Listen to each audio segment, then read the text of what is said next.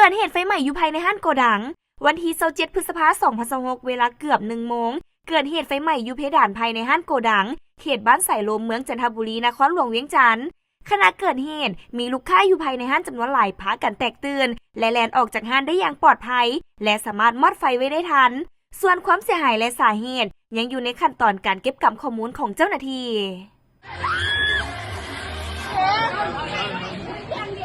ยังโยงน้ำ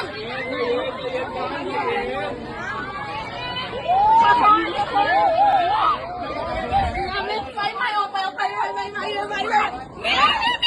ขึ้นมาขึ้นไปวน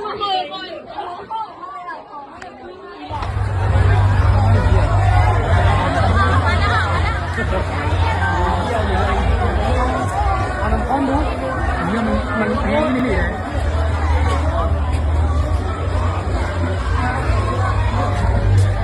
หลีกทางกันแล้ว